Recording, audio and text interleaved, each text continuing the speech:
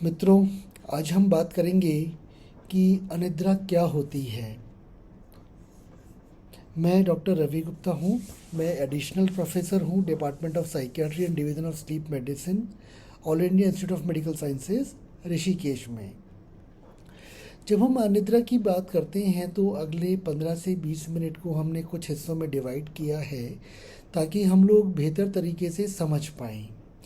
तो सबसे पहले हम बात करेंगे कि हम अनिद्रा को कैसे परिभाषित करते हैं, कौन कौन सी ऐसी परिस्थितियां हैं जो कि अनिद्रा की तरह लग सकती हैं। आ, फिर हम एक सबसे इम्पॉर्टेंट बात करेंगे कि क्या मैं अकेला हूं जिसको अनिद्रा की प्रॉब्लम है। अगर ये अनिद्रा की प्रॉब्लम आपको है तो ये शुरू कैसे हुई और इसका इलाज किस तरीके से होगा, और इसमें जो हम इलाज जब करते हैं तो उसके अलग अलग मेथड्स क्या होते हैं, हम इन सब के बारे में बात करेंगे। हम सबसे पहले बात करते हैं कि अनिद्रा क्या होती है। जब हम अनिद्रा को परिभाषित करते हैं तो हम ये कहते हैं कि जो व्यक्ति अनिद्रा से पीड़ित हैं उनके अंदर या तो उनको जब वो बिस्तर पे लेटते हैं उसके बाद उनको नींद आने में समय लगता है, या अगर उनको नींद आ भी जाती है तो वो बार बार टूटती रहती है, यानी कि वो लंबे समय तक अपनी नींद को मेंटेन नहीं कर पाते, या जो भी वो सुबह अपना जगने का समय सोचते हैं कि मुझे कितने बजे उठना है, उससे जल्दी ही उनकी नींद खुल जाती है। ये अगर हम उसमें क्लिनिकल अनिद्रा की बात करें जिसको कि हम कहते हैं कि इसको अब चिकित्सकीय सहायता की ज़रूरत है, तो ये प्रॉब्लम कम से कम 3 रात 1 हफ्ते में होनी चाहिए। अगर ये प्रॉब्लम आपको 3 महीने से ज़्यादा रहती है तो इसको हम बोलते हैं कि आपको क्रॉनिक इंसोम्निया है। लेकिन ये अनिद्रा की प्रॉब्लम हम तभी पर इसको हम डायग्नोज कर सकते हैं जबकि आपके पास सोने के लिए पूरे पूरे संसाधन, पूरी पूरी परिस्थितियाँ इस चीज़ के अनुकूल हों कि आपको नींद आ सके। लेकिन एक चीज़ ध्यान रखिए, कई लोग हमारे पास में आते हैं जो कि इस तरह जो कि कंप्लेंट करते हैं कि वो सोते तो हैं लेकिन उनकी नींद जो है सुबह उठ के उनको फ्रेशनेस फील नहीं होती।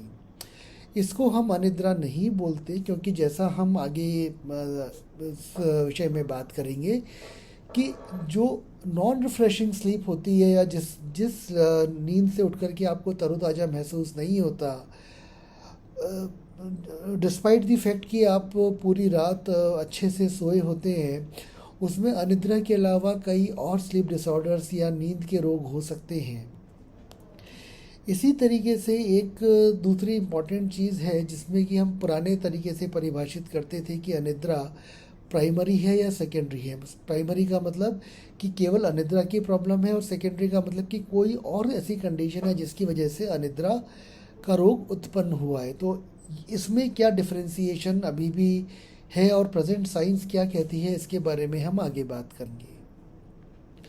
अब हम एक इम्पॉर्टेंट बात करते हैं कि कौन कौन सी कंडीशंस ऐसी होती हैं जो कि हमें लग सकता है कि अनिद्रा की प्रॉब्लम है जबकि एक्चुअली वो अनिद्रा की प्रॉब्लम नहीं होती। उसमें एक इम्पॉर्टेंट जो कंडीशन होती है वो होती है कि कुछ लोग जो कि इस तरीके से उनका दिमाग की संरचना या उनकी फंक्शनैलिटी होती है कि वो कम सो करके भी अपना पूरा काम ढंग से कर पाते हैं, इनको हम बोलते हैं शॉर्ट स्लीपर। तो ऐसे लोग नॉर्मली 4 से 6 घंटे सोते हैं और उसके बाद वो आराम से उठ जाते हैं। अक्सर हम अज्ञानतावश ये कहते हैं कि क्योंकि किसी भी व्यक्ति को जनरल एक कंसेप्ट ये है कि 7 से 8 घंटे सोना चाहिए, तो ऐसे लोगों को हम कहते हैं कि नहीं, आपको भी कम से कम 7-8 घंटे सोना चाहिए, और आप कम सो रहे हैं तो हो सकता है कि आपको अनिद्रा की प्रॉब्लम हो। हमें ये मानना पड़ेगा कि अनिद्रा की इनको अनिद्रा ऐसे व्यक्तियों को हम अनिद्रा का डायग्नोसिस नहीं दे सकते, क्योंकि वो 3-4 घंटे सोकर के भी पूरे दिन फ्रेश महसूस कर रहे हैं, वो पूरी तरह से एनर्जेटिक हैं, वो अपना पूरा काम कर पा रहे हैं। ये अनिद्रा की प्रॉब्लम नहीं है, रादर ये लोग शॉर्ट स्लीपर्स हैं। इससे अलावा हमने पिछले वाले स्लाइड में ये बात की थी कि कुछ ऐसे स्लीप डिसऑर्डर्स हो सकते हैं जिसमें कि आपकी नींद का समय तो शायद हो सकता है कि पूरा हो, लेकिन पूरी नींद लेने के बाद भी आप तरोताज़ा महसूस नहीं करते। तो ऐसी जो कंडीशंस होते हैं ये अनिद्रा से अलग होती हैं।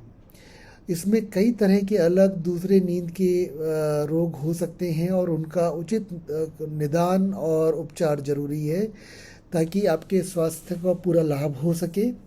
तो ऐसे में जो कॉमन कॉमन स्लीप डिसऑर्डर्स होते हैं उसमें एक है स्लीप एपनिया या ओएसए, या इसको हम सामान्य उसमें कहें तो ऐसे व्यक्तियों को नींद में खर्राटे आते हैं, बार बार उनकी नींद में सांस रुकती है और ये शायद सामान्य समय या सामान्य ड्यूरेशन के लिए सोते हैं या उससे ज़्यादा ही सोते हैं, फिर भी ये कभी भी फ्रेश फील नहीं करते।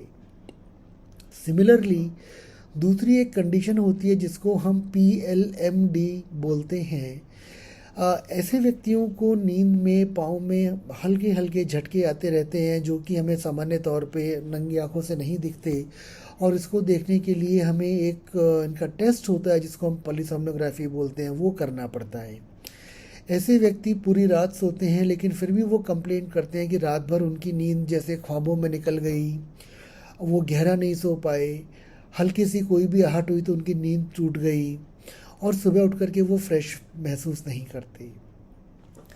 तीसरी जो कंडीशन जो कि नॉन रिफ्रेशिंग स्लीप कर सकती है वो है पैरासोमनियाज या नींद में चलना, बोलना, नींद में खाना और भी कई तरह की एक्टिविटीज़ होती हैं जिसमें कि व्यक्ति नींद में ऐसे ऐसे व्यवहार करता है जो कि नॉर्मली हम नींद में नहीं देखते। और ये पैरासोमनियाज वाले जो लोग हुए हैं वो पूरी ड्यूरेशन के लिए नींद लेते हैं, जो भी उनकी ड्यूरेशन है उनके लिए ज़रूरी, और उसके बाद भी वो कंप्लेन करते हैं कि उनकी नींद पूरी नहीं हो रही है, वो सुबह उठ के फ्रेश फील नहीं कर रहे हैं। इसी तरह से कुछ व्यक्तियों को नींद के दौरान मिर्गी के दौरे पड़ सकते हैं और उनकी भी अधिकतर जो कंप्लेंट होती हैं वो होती हैं कि उनको नींद गहरी नहीं आती, वो सुबह उठ के फ्रेश फील नहीं करते। एक विशेष वर्ग जो हमारे पास में आता है जो कि ख़ास तौर पे जिनको हम इंसोम्निया डायग्नोज करते हैं, वो ऐसे व्यक्ति होते हैं जिनका कि मस्तिष्क नींद के दौरान भी कार्यशील रहता है, और इस चीज़ को हम बोलते हैं स्लीप स्टेट मिसपरसेप्शन, यानी कि वो खुद जब सो रहे हैं तो वो ये महसूस नहीं कर पा रहे कि वो सो रहे हैं, लेकिन जब हम उनको किसी पॉलीसोम्नोग्राफी यानी मशीन की जब हम उनकी जांच करते हैं नींद की तो हमें मालूम पड़ता है कि वो गहरी नींद सो रहे थे। इसके अलावा कुछ और डिसऑर्डर्स हैं जैसे advance sleep wake phase disorder, जिसमें कि व्यक्ति शाम को जल्दी ही सो जाते हैं और सुबह जल्दी 2 बजे 3 बजे उठ जाते हैं। इनको भी अक्सर इंसोम्निया की तरह डायग्नोज किया जाता है। इसके अलावा कुछ लोग होते हैं, अक्सर हमारे आपने देखा होगा कि जो व्यक्ति कॉलेज में हैं वो रात को लेट सोते हैं और सुबह लेट उठते हैं, और अगर उनको अपना नेचुरल पैटर्न फॉलो करने दिया जाए तो उनको किसी भी तरह की कोई भी दिक्कत नहीं आती है। ऐसे लोगों को हम बोलते हैं कि इनको delayed sleep wake phase disorder है, लेकिन अक्सर क्योंकि रात को ये लेट सोते हैं तो इनको भी अनिद्रा का रोगी मान करके, और कई बार ऐसा होता है कि उनका अनिद्रा के लिए ट्रीटमेंट शुरू हो जाता है। सो बहुत ज़रूरी है कि आप किसी स्लीप स्पेशलिस्ट से मिलें और आप ये इंश्योर करवाएं कि आपको अनिद्रा की ही प्रॉब्लम है, कोई और दूसरा स्लीप डिसऑर्डर नहीं है। एक बहुत इम्पॉर्टेंट चीज़ हम बात करते हैं अब। एक पुराना कॉन्सेप्ट होता था जिसमें हम कहते थे कि कुछ व्यक्तियों में केवल अनिद्रा की शिकायत होती है और कुछ लोगों में अनिद्रा किसी और मेडिकल डिसऑर्डर की वजह से हो सकती है। जैसे किसी को अगर मान लीजिए जॉइंट में पेन है, किसी को खांसी हो रही है, किसी को सिर दर्द हो रहा है, किसी ने अल्कोहल ली है और वो अल्कोहल रिसेंटली छोड़ी है, तो ऐसी कंडीशंस में हम कहते थे कि आपको अनिद्रा की प्रॉब्लम नहीं है, आपकी हम ये जो दूसरी प्रॉब्लम आपको है, चाहे वो हेडेक हो, चाहे वो अल्कोहल की प्रॉब्लम हो, चाहे वो डिप्रेशन हो, हम वो ठीक करेंगे और आपकी अनिद्रा भी ठीक हो जाएगी। लेकिन जो बहुत लंबी हमारी वैज्ञानिक शोध है वो ये बताते हैं कि अधिकतर केस में ऐसा नहीं होता। अधिकतर केस में व्यक्ति में जब हम दूसरे डिसऑर्डर्स को ठीक कर देते हैं उसके बाद भी अनिद्रा की प्रॉब्लम सॉल्व नहीं होती, और ऐसा इसलिए होता है क्योंकि इन व्यक्तियों में जो दूसरे मेडिकल डिसऑर्डर्स हैं वो अपनी जगह पे रहते हैं और अनिद्रा एक अलग रोग है। सो अगर आपने दूसरे मेडिकल डिसऑर्डर्स का ट्रीटमेंट किया, चाहे वो डिप्रेशन हो, चाहे वो अल्कोहल की प्रॉब्लम हो, चाहे वो हेडेक हो, चाहे वो सीओपीडी हो, तब भी अनिद्रा की प्रॉब्लम रह जाती है। तो इसलिए बहुत ज़रूरी है कि हम समझें कि जो हमारा नया कॉन्सेप्ट है वो कहता है कि अनिद्रा और दूसरे मेडिकल डिसऑर्डर्स ये दोनों साथ साथ हो सकते हैं, और अगर किसी भी व्यक्ति में ये दोनों चीज़ें एक साथ हैं तो हमें दोनों का इलाज एक साथ करना जरूरी है।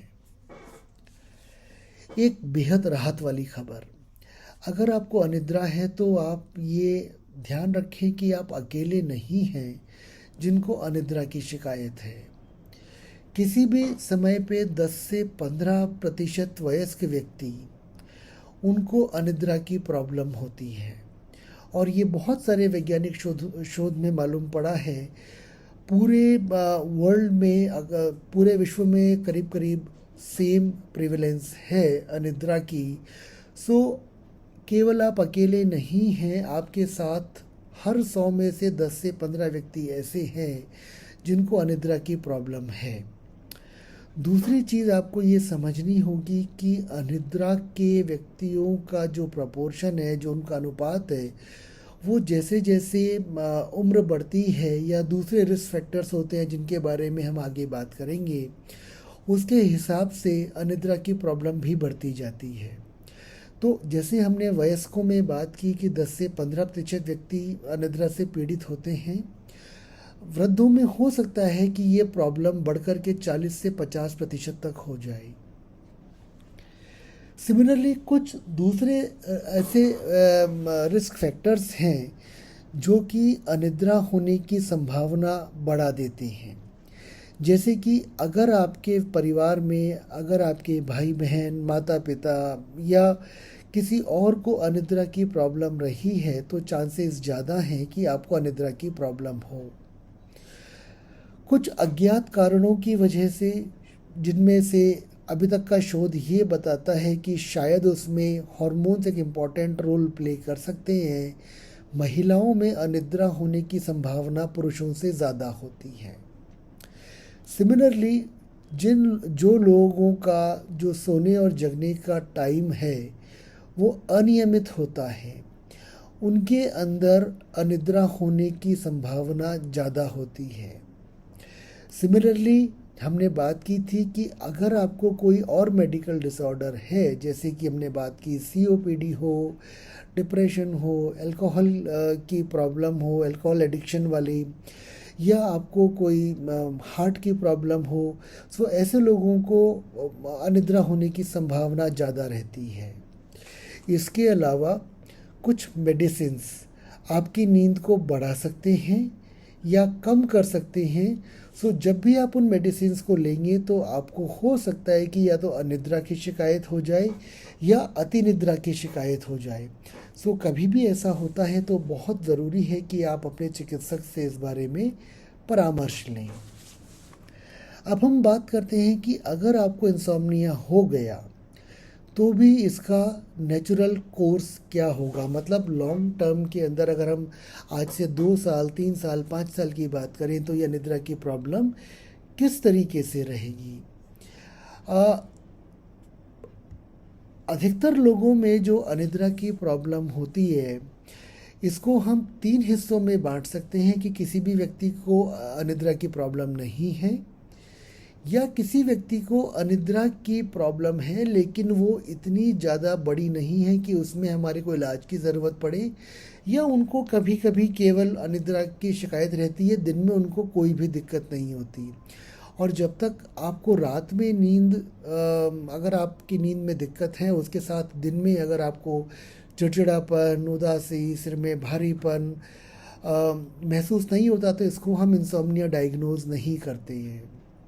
तो केवल रात में आपको नींद की दिक्कत हो सकती है, दिन में आपको स्वास्थ्य में या अपनी कार्यशैली में कोई भी दिक्कत महसूस नहीं होगी। और तीसरी जो चीज़ है जिसको हम बोलते हैं क्लिनिकल इंसोम्निया, जिसमें कि आपको रात में भी नींद में या तो नींद आने में दिक्कत होती है, या नींद टूटती रहती है, या सुबह जब आप जगना चाहते हैं उससे जल्दी आपकी नींद खुल जाती है। और उसके साथ में दिन में जो हमने अभी बात की थी कि आपको सिर में भारीपन महसूस हो सकता है, काम में मन लगाने में दिक्कत हो सकती है, आपका जो कंसंट्रेशन है वो ख़राब हो सकता है, आपको चिड़चिड़ापन महसूस हो सकता है, उदासी महसूस हो सकती है, बॉडी में दर्द महसूस हो सकता है। सो ये सब जब दिक्कतें दिन में भी आने लगती हैं रात की दिक्कतों के साथ, तो हम कहते हैं क्लिनिकल इंसोम्निया है। सो बहुत सारे लोगों में जो इंसोम्निया के सिम्टम्स होते हैं वो केवल इंसोम्निया के रात वाले सिम्टम्स होते हैं, दिन में कोई दिक्कत नहीं आती। कुछ एक दो एपिसोड हुए, उसके बाद वो ठीक हो गए कई लंबे समय तक, और उसके बाद दोबारा ये दिक्कत आनी शुरू हो गई। तो कुछ लोगों के अंदर कभी भी क्लिनिकल इंसोम्निया डेवलप नहीं होता है। दूसरे कुछ लोग ऐसे हो सकते हैं जिसके अंदर के शुरू में जो प्रॉब्लम थी वो धीरे धीरे सब क्लिनिकल लेवल पे रही, फिर कुछ समय तक उनको क्लिनिकल इंसोम्निया की प्रॉब्लम हो जिसको हम जब इलाज कर दें तो वो पूरी तरीके से ठीक हो जाए, कुछ देर तक ठीक रहे। उसके बाद हो सकता है कुछ समय बाद कोई एपिसोड आए जिसके अंदर कि उनको सब क्लिनिकल इंसोम्निया की प्रॉब्लम रहे, और वो भी उस कुछ दिन तक के बाद ठीक हो जाए, उसके लिए कोई ना कोई इलाज किया जाए या बिना इलाज के ठीक हो जाए, फिर कुछ समय तक वो बिल्कुल ठीक रहे, और हो सकता है कि उसके बाद दोबारा सिम्टम्स सब क्लिनिकल इंसोम्निया के बनने शुरू हों, जो हो सकता है कि बाद में क्लिनिकल इंसोम्निया में भी परिवर्तित हो जाए। तीसरा एक ग्रुप हो सकता है जिनको कि इंसोम्निया की दिक्कत हो और वो क्लिनिकल लेवल पे बढ़ जाए, उसके बाद कुछ समय तक वो ठीक रहें और उसके बाद वापस दोबारा दिक्कत आनी शुरू हो जाए, और वो काफ़ी लंबे समय तक उनको क्लिनिकल इंसोम्निया की प्रॉब्लम रहे।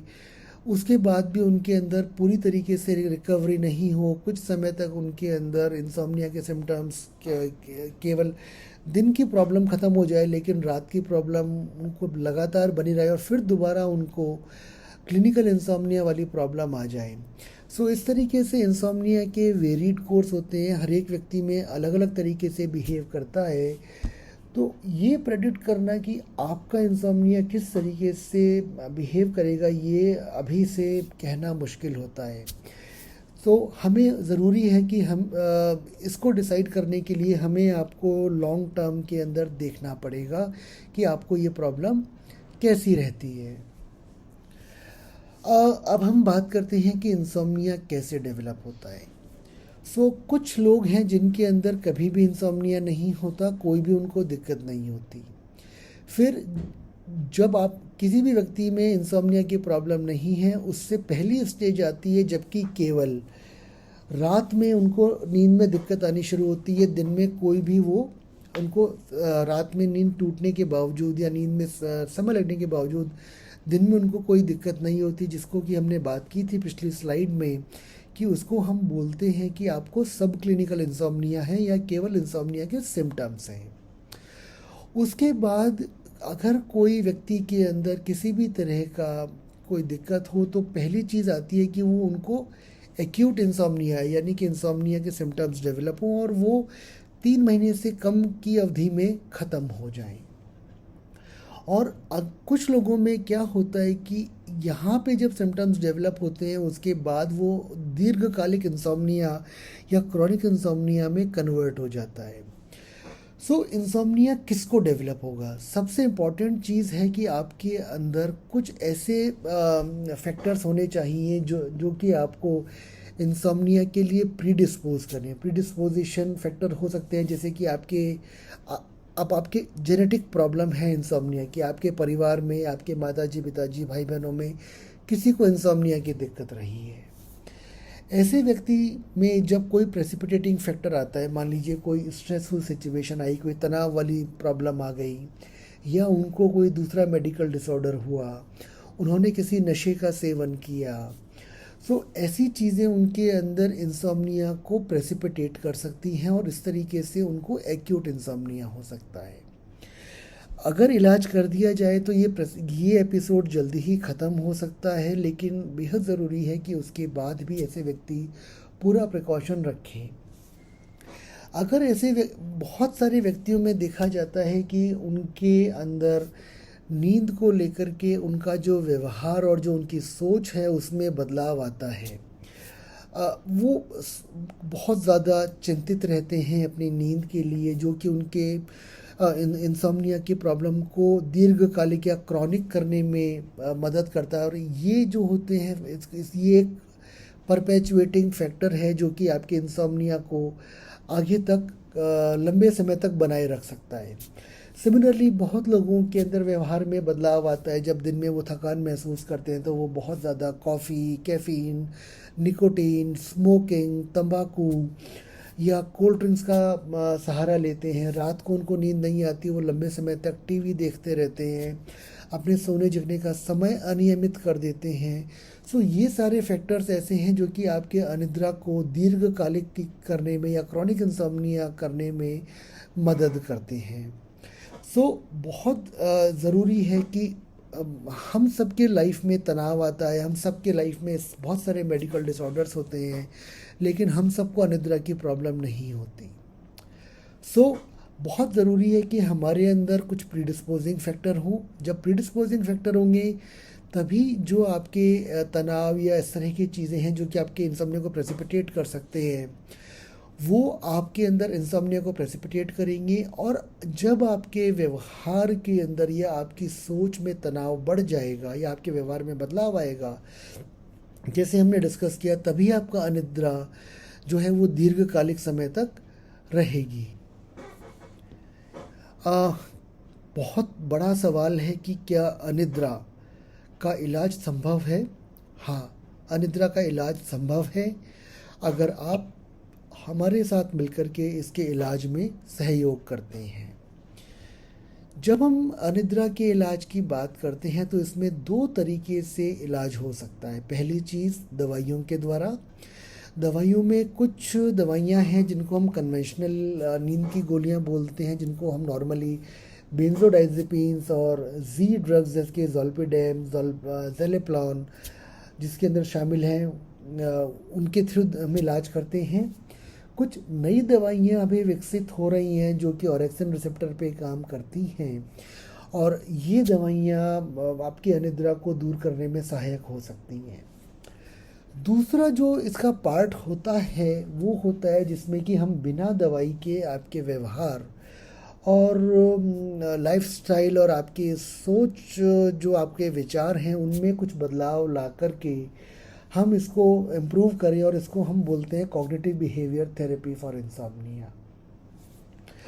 अक्सर ये देखा गया है कि जब दोनों चीज़ें एक साथ चलती हैं तो इंसोम्निया का ट्रीटमेंट जल्दी होता है और वो स्थायी तौर पे बना रहता है, जिससे कि आपकी दवाइयाँ भी छूट सकती हैं। लेकिन जब हम CBTI की बात करते हैं, बिना दवाई के इलाज की बात करते हैं, तो एक बहुत इम्पॉर्टेंट चीज़ जो आपको समझनी पड़ेगी कि ये कोई ऐसा मंत्र नहीं है जो कि हम आपके कान में बोलेंगे और आपकी नींद इम्प्रूव हो जाएगी। ये एक पूरा थेरेपेटिक प्रोसेस है जिसमें कि आपका सहयोग, आपका पार्टिसिपेशन बेहद बेहद ज़रूरी है।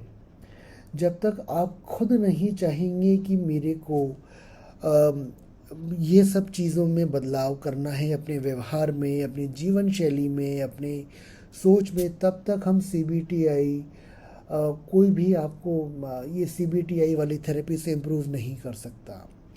तो हम जो चिकित्सक हैं उनका काम केवल आपको गाइड करना है।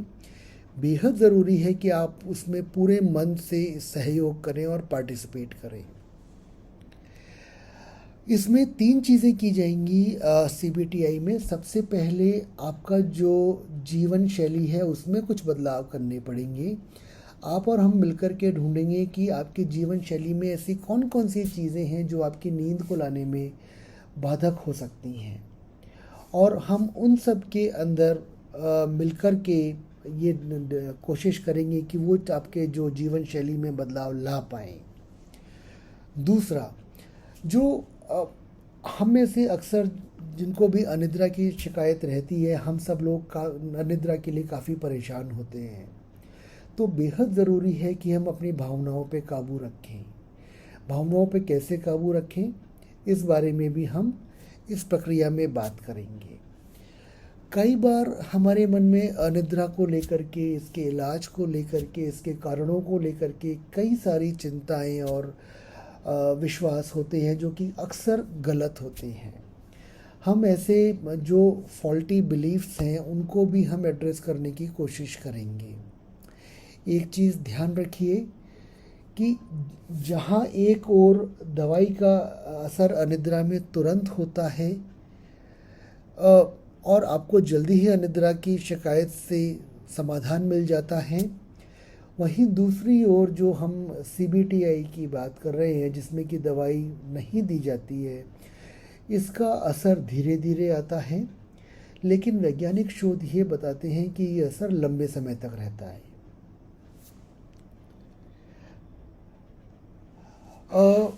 इस पूरी प्रक्रिया में हम ये आशा करते हैं कि आप अपने आप को सबसे पहले मानसिक तौर पे तैयार करेंगे कि आपको CBTI के तरफ आगे बढ़ना है। इस पथ पे आपको पूरे मन को दृढ़ करके चलना है। आप इसका असर, जैसे हमने पहले भी बात की, कि धीरे धीरे आता है, तो आपको अपना विश्वास को डगमगाने नहीं देना है। पूरी प्रक्रिया में कई बार ऐसा हो सकता है कि आपको ये इंडिकेट किया जाए कि आपका ये व्यवहार या ये विचार में कुछ मॉडिफिकेशन की ज़रूरत है। तो ये सब चीज़ें जब कोई गलती किसी की इंडिकेट की जाती है या उसको बताई जाती है, तो बहुत लोग कई बार असहज महसूस करते हैं, वो फ्रस्ट्रेट हो जाते हैं। लेकिन बेहद ज़रूरी है कि अगर CBTI के अंदर हमें आगे चलना है तो इस फ्रस्ट्रेशन को आप अपने आप से दूर रखें। चौथी चीज़, जब भी एक CBTI का सेशन होगा तो घर पे करने के लिए कुछ आपको होमवर्क दिया जाएगा। बेहद ज़रूरी है कि आप उस होमवर्क को पूरे मनोयोग से करें। अगर आपका सहयोग नहीं होगा तो ये प्रक्रिया इलाज की आगे नहीं बढ़ सकती है। और हर सेशन के अंदर हम कुछ बदलाव की बात करेंगे, आपके जीवन शैली में, आपके व्यवहार में, आपके अनिद्रा के बारे में जो आपके सोच हैं उस बारे में, जो विचार हैं उस बारे में। सो बेहद ज़रूरी है कि हर सेशन पूरा होने के बाद आप ये ध्यान रखें कि आपको इन बदलावों को अपने लाइफ में लाना है और उसको ख़त्म नहीं कर देना है। ऐसा नहीं कि पिछला सेशन हुआ, उसको व्यवहार को हमने एक हफ्ते तक किया, फिर हम अगले हफ्ते के लिए भूल गए। इस पूरी प्रक्रिया में हम कुछ टूल्स का यूज़ करेंगे, जैसे उसमें एक है स्लीप डायरी, जो कि आपको यहाँ दिख रही है। ये आपके चिकित्सक द्वारा आपको दी जाएगी। ये एक ऐसी ये स्लीप डायरी आपको भरनी होती है। कैसे भरनी होती है इसके बारे में हम आपका चिकित्सक जो हैं वो आपको पूरी तरीके से इंस्ट्रक्ट करेंगे, वो आपको बताएंगे कि कैसे इसको भरना है। और ये हमें एक बहुत अच्छा आइडिया देती है कि आपकी नींद कैसी रही है। हो सकता है कि एक दूसरा उपकरण जिसको हम एक्टिव वॉच बोलते हैं, जो कि आप यहाँ पर एक घड़ी की तरह का उपकरण देख रहे हैं, आपको ये दिया जाए। ये एक्टिग्राफ जितने भी अवधि के लिए आपके चिकित्सक आपको बोलते हैं, आपको पूरी तरीके से इसको पहनना है। और जब आप ये उपकरण हमें वापस देंगे तो हम इससे इस तरह का एक ग्राफ निकालेंगे जो कि हमें ये बताएगा कि आप जितने दिन आपने उपकरण पहना उसमें 24 आवर्स में आपका सोने जगने का समय क्या रहा।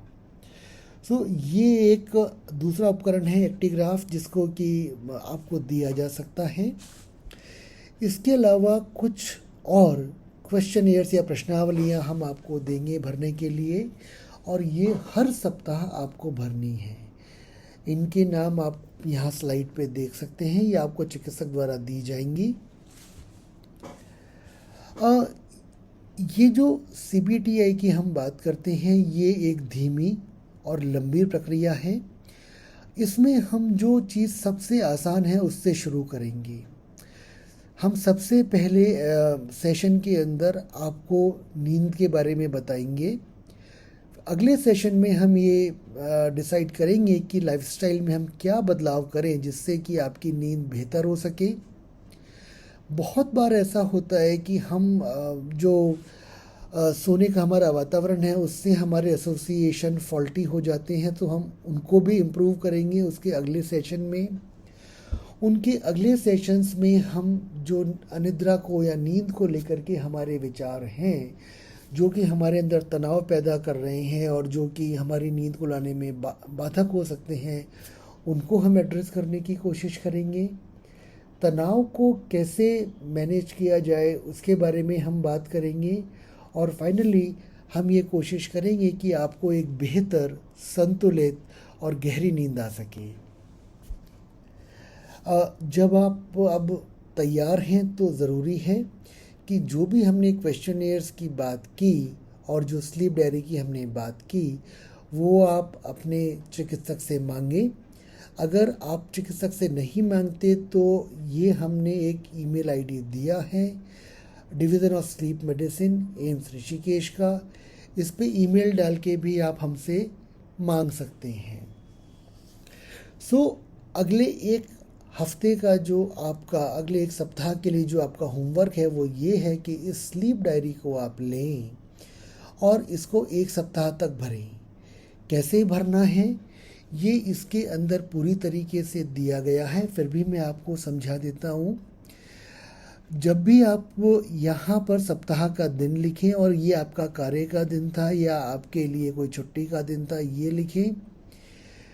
इसमें आप देखेंगे सुबह 6 बजे से लेके अगले दिन सुबह 6 बजे तक का टाइम बना हुआ है। सुबह, दोपहर और शाम का जो भी आपको नींद का डेटा है ये आपको सोने से पहले भरना है। पूरी रात की जो नींद के बारे में डेटा है ये आपको सुबह उठने के बाद भरना है। एक चीज़ आप ज़रूर ध्यान रखें, ये पूरा जो भी आपको इन्फॉर्मेशन इसमें भरनी है ये आप अपने दिमाग के अंदाजे से भरेंगे। इसमें अगर आप बार बार घड़ी देखेंगे तो ये डेटा गलत होगा। बहुत ज़रूरी है कि इसको भरने के लिए आप घड़ी का इस्तेमाल ना करें, एक अंदाजे से रखें। जब भी आप बिस्तर पे लेटते हैं तो एक नीचे की तरफ तीर लगाएं। अंदाजन जितने देर बाद आपको नींद आनी शुरू हुई वहाँ से आप इसको शेड करना शुरू करें। जब भी आपकी नींद टूटी उस समय को आप शेड ना करें, उस समय को आप खाली छोड़ दें उस ड्यूरेशन के हिसाब से। अगर इस बीच में आप बिस्तर छोड़ते हैं तो इसमें ऊपर की तरफ एक तीर का निशान लगाएं। दोबारा जितनी देर बाद बिस्तर पर लेटे उतनी देर बाद इसमें नीचे की तरफ एक तीर का निशान लगाएं। और जब दोबारा नींद आई वहाँ से इसको दोबारा शेड करना शुरू करें। और फाइनली नींद से जब आपकी नींद टूट जाए उस समय के बाद इसको शेड करना बंद करें। और जब आप बिस्तर छोड़ें तो ऊपर की तरफ के तीर का निशान लगाएं। इस तरीके से स्लीप डायरी को आपको भरना है। इसके अलावा जब भी आप कॉफ़ी लेते हैं, आप एक्सरसाइज करते हैं, आप कोई मेडिसिन लेते हैं, उन सब को भी आपको इसके अंदर भरना है। CBTI में पार्टिसिपेट करने के लिए, इसके लिए इच्छुक होने के लिए आपका बेहद धन्यवाद। और हम आपको पूरी शुभकामनाएं देते हैं कि आप CBTI वाले प्रोसेस को पूरा करें और अपनी नींद को बेहतर करें। इन्हीं शुभकामनाओं के साथ बेहद बेहद धन्यवाद। Thank you.